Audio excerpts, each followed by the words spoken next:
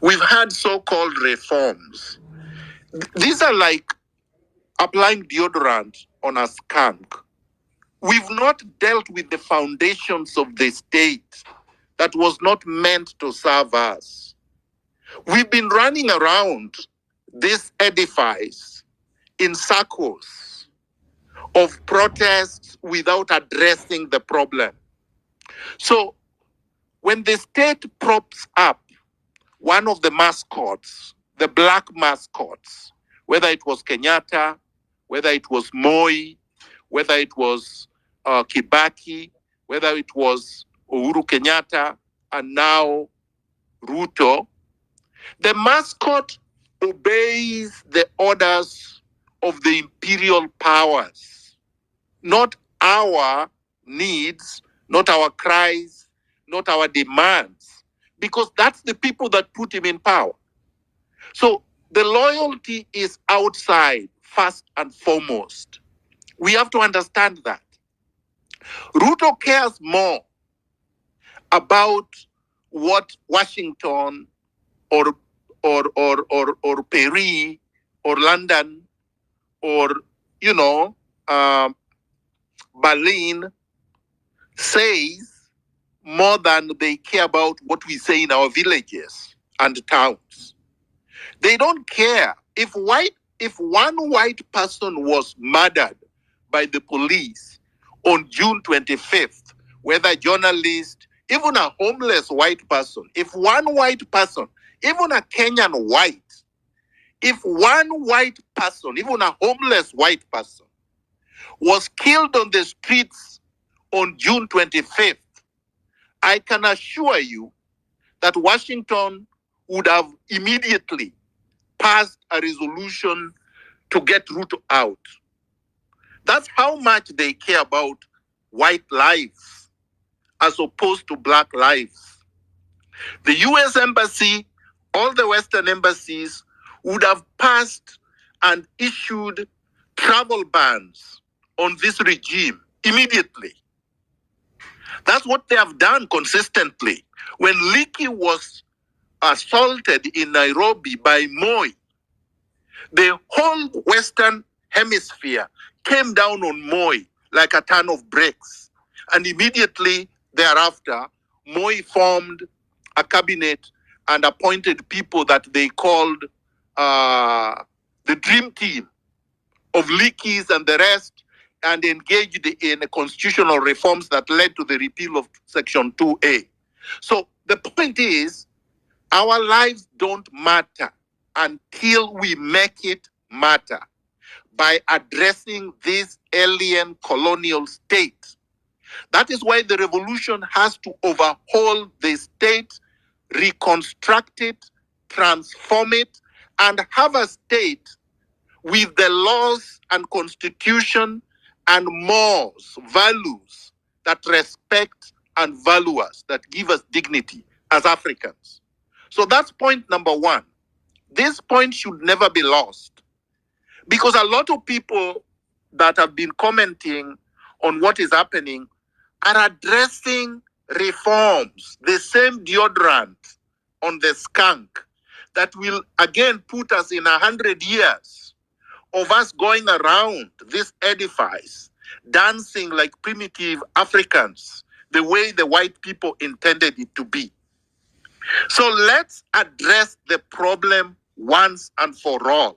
Then we will have justice for all the people that have been victimized since independence, starting with Pio Pinto Gama in 1964 by Jomo Kenyatta, all the way to Rex and the identified bodies that are still at the morgue, and the ones that I said were incinerated by this criminal regime. Now, point number two, our country has been taken hostage by these mascots. These colonial mascots have instituted criminal systems where they belong to secret societies. That is how come they pop up with names like Joho, a man not qualified even to run my garden. A man that unqualified. And when I say that, it's not just because of grade D minus, which is also important because we can't have an education system that is based on competition, that is based on national exams, which are competitive, that are based on eulogizing those who get A's, then we employ the ones who have failed. You can't explain that to a child going to school. You can't explain that to the universities that are churning out graduates every day. You can't explain that to anyone who is interested in knowledge, in learning, in experience, in innovation. You can't explain that. This man, Joe Ho, does not just represent D minus. He represents a very critical, important point. He has no capacity to conceptualize public policy. Now, if you cannot conceptualize public policy, meaning you can't come up with ideas to address the critical, intractable problems of a country, then you can't deliver. You don't have the software with which to deliver good governance, development, prosperity, job creation, supply of services to the people or delivery of services to the people, so that we can see a lifestyle that is progressing from where we were a few years ago or decades ago to where the world is going, the information age. Now, I will get to the point of vetting, which is really nonsense considering what I have just said. Because if these are mascots that are not going to serve us, because it is by design from the colonial government, and then these mascots are serving a secret system designed to hijack and keep hostage the state, then it doesn't matter who they appoint. It doesn't matter how qualified these people are. Because at the end of it, these people, as I said, cannot conceptualize public policy for purposes of delivering services. And they also don't have integrity, which is the software without which a human being is just a wild animal. If you do not have integrity, you will never be able to deliver good governance and services to the people. Now to the so-called vetting. What is happening in the National Assembly? A National Assembly that lacked and was denied its legitimacy by the Gen Zs on June 25th is that it is not vetting, because vetting means scrutinizing information about the person and the person's character and the person's record, the person's history, the person's contributions or lack thereof, for purposes of determining suitability for a particular office. Is that happening? Nobody is scrutinizing anything. Somebody just comes and says, I go D minus. Nobody is even asking, can we see it? Somebody is saying, I have 2 degrees. Can we see the degrees? Which universities? When did you attend? Do you have any classmates? Is this degree even legitimate? Somebody is saying, oh, I have 10 companies. This is their net worth. They don't ask for the tax returns. They don't scrutinize the tax returns. They don't scrutinize assets reports, or they don't even ask for the assets reports. There are no audited reports of this person's corporate performance, or even their own tax reports. How much did they pay for taxes last year, for example? If you're saying you're worth 2.5 billion, how many hundreds of millions did you pay in tax? They don't ask that. And if you didn't pay tax, if you didn't pay tax hundreds of millions, then how do we know you are actually worth this?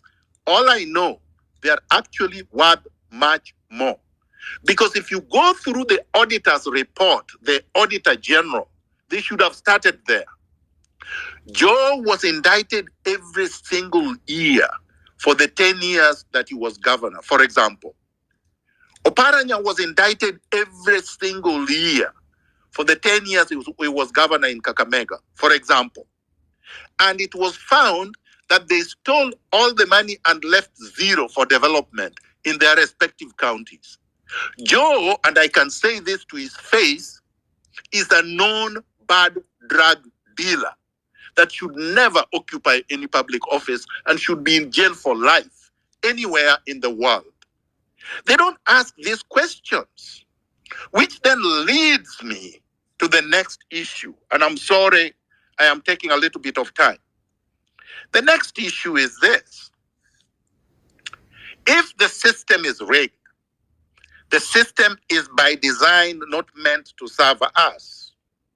And we have seen how these people have come together quickly to undermine what the Gen Zs tried to do on June 25th and thereabouts and after that. Why do you keep talking? Because what we should have been doing is being on the street every single day until they fall. And they would fall very quickly. Because it has happened. It has happened throughout history. It happened in Burkina Faso more recently when Comparative was chased out of town. It happened in the Philippines recently. It happened in Sri Lanka very recently. It happened in Ukraine very recently. It has happened in all over the world. It happened in Zimbabwe very recently when Mugabe was chased out after being in power for over 30 years. It happened in Sudan. Let them not sell us fear that when it happens, oh, the military will take over, or this guy will take over. They are worse than the military, for all that I know. Any country that keeps 75% of its most brilliant, the youngest, the most educated, the most innovative and creative, the ones with most energy that can produce, unemployed, and are saying the only thing they can do is get a handful of driving or maids, gardening kind of jobs in Saudi Arabia, are criminals that should not be able to speak. I would have been very happy if we were chasing them around and chasing them away from churches and every place that they go, like we were doing around June 25th. Because if we did that and continued doing that, even without coming to Nairobi, if Ruto today was chased out of Narok or wherever place he went, if yesterday Sudi was chased around in town and everywhere he went, if all these politicians that are going for choreographed coronation in parliament called vetting were being chased around in town, even before Nane, these people will pay attention and Ruto will go tomorrow. So I think we have to up our game. And we have to up our game by being angry. Because nobody is going to tell you that you're going to cause chaos when we have chaos already. 75% of people being unemployed, that's worse than chaos. That's criminal chaos. When they are telling you that, oh, these people are inciting you, yes, you need to be incited. You need to be agitated. Because honestly, what are we waiting for? They're telling you, oh, Miguna is not Gen Z, so you should not be speaking. I'm a citizen. I'm a human being. I'm seeing the injustice. It doesn't have to affect me the same way it affects the unemployed for me to be angry. I have Gen Z children. My children will have children. And regardless, a human being must be able to feel for the less able around him or her. That is what civilization is all about. So if I only care about myself and do not care about others because of my station in life, then I'm an animal. Then there is no difference between me and them. Then I should not be criticizing them. Then I should not be talking about injustice. Then I should not be saying I want social justice. Then I should not be saying, oh, I've been fighting throughout my life for what is good for the country. So the challenge is on us. We have to stop asking silly questions. Silly questions about, oh, are you going to be there? Blah, blah, as if you are taking some kind of roll call for who is showing up. We don't care. We want everybody to show up. We are not taking roll call. It is a responsibility we have. And we have to remember that inspiration for good things happen regardless of time, regardless of place, regardless of location. After all, Many of you consider yourselves Christian. Have you met Jesus Christ? Were you with him? But you are inspired because of what you've read about what his life looked like. And you know that he fought for something he never enjoyed, because at the end of the day, he was hanged. Just the same way I think if they met me today, they would want to hang me.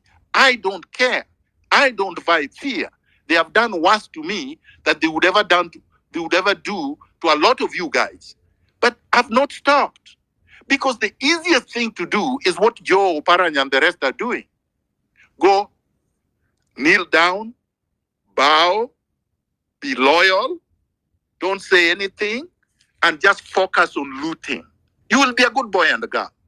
All they require, the level of intelligence these people require for you to become a billionaire, is just to stop complaining and be a loyal boy and girl. And they will give you billions.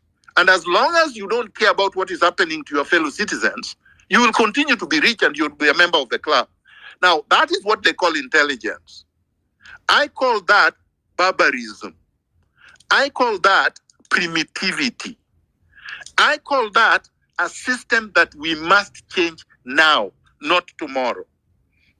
So, I will come back, but probably before I do, I want to give you some figures. Because we have to ground this debate on concrete evidence. Let's compare Kenya to Namibia. Namibia is a semi or completely arid African state in Southern Africa.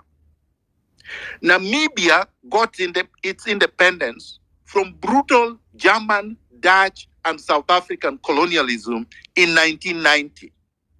1990. By that time, Kenya had been independent for a very long time. Kenya got her flag independence in 1963. Namibia is only 2.567 million people. Kenya, by today, is about 56 million people. But notwithstanding the long history of armed struggle, notwithstanding the fact that Namibia is completely arid, notwithstanding the fact that Namibia only got her independence in 1990, the GDP per capita income of Namibia now in 2024,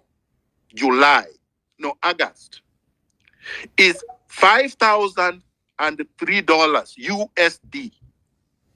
$5,003 USD per month. No, per capita. What is the per capita GDP per capita income in Kenya? 4,975. Which means Namibia, a completely arid country that just got their independence the other day, has more GDP per capita than Kenya.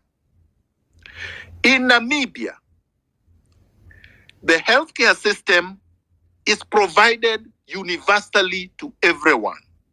83% of Namibians are catered for 100% by the government, and only 17% private. In Kenya, there is no universal health care.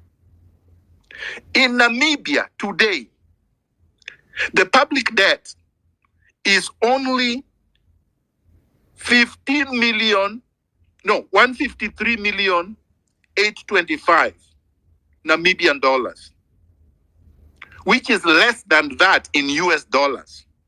In Kenya, the public debt is 31.19 billion US and about 4 trillion Kenya shillings. That's even an understatement. The corruption index in Namibia, as of today, according to Transparency International, Namibia is number 59 out of 180. Kenya, this year, is number 126 out of 180, which means that there is corruption in Namibia, but Namibia is much better than Kenya, more than 100%. Now, so These are the figures, which means that all you need, nobody needs, I was not going to give you the examples of the US or Canada or Norway or Sweden or Switzerland or France or the UK, because you will tell me those are not African countries. And I was not going to give you the example of Somalia, because we will say there is civil war in Somalia. I'm not giving you the example of the most developed country in Africa, because you will say, oh, we will get there. I'm giving you one of the youngest countries in Africa with less resources than Kenya, that does not have arable land like Kenya, does not have the weather that Kenya has, does not have our history, and still doing much better than us. This is the challenge. This is the challenge we must confront for Nane. Because if we don't do it, clearly we have no chance of getting to a stage where we will be able to live. In fact, we will be bankrupt, we will be recolonized, and we can even be extinct. Because there is no reason why we will continue living. This is the challenge. I thank you. Ya, kama ulivyomsikiza mwanaharakati Miguna akielezea historia ya kutokea zile enzi za mzee Jomo Kenyatta mpaka hii wakati ambapo William Samoei Ruto yuko kwenye uongozini, akijaribu tu kuelezea vijana wana Gen Z na wale watu wote walioko pale kwenye X space. So ameweza kuambia vitu mingi, jinsi ya kupigania haki zao, yani akijaribu tu kuambia kila mtu ana uhuru ya kupigania haki yao. Sijui una maoni gani kuhusiana na Miguna na jinsi alivyoongea hapo kwenye space? Kama uko na maoni tofauti niachie hapo kwenye comment section. Nashukuru sana kwa kutazama Wasource TV. Kama uko na maoni niachie hapo kwenye comment section, au sio? So kama hujasubscribe kwenye Wasource TV, na kuomba uweze kusubscribe. Kama uko na maoni niachie hapo kwenye comment section. Kama uko na kitu yoyote ambayo unaweza taka tubadilishe ama tufanye, tuambie hapo kwenye comment, au sio?